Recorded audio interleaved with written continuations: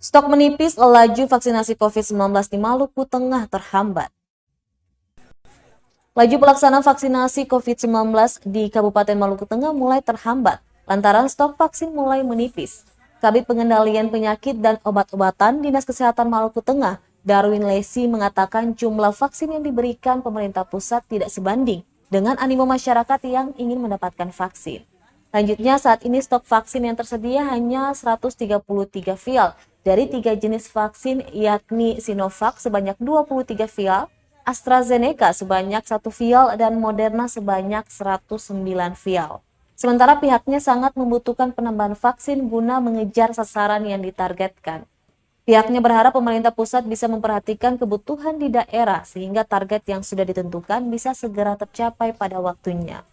Saat ini tercatat sebanyak 25.065 jiwa telah divaksin, dengan rincian sebanyak 17.393 jiwa telah menerima dosis pertama dan dosis kedua sebanyak 7.672 jiwa.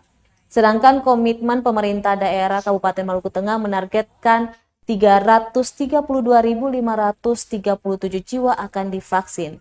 Adapun lokasi vaksinasi di Kabupaten Maluku Tengah terdapat di 40 titik atau lokasi vaksinasi. Di antaranya 33 puskesmas, 3 rumah sakit, Batalion Infanteri 731 Kabaresi, Kodim dan Polres, dan Terminal Binaya Masohi.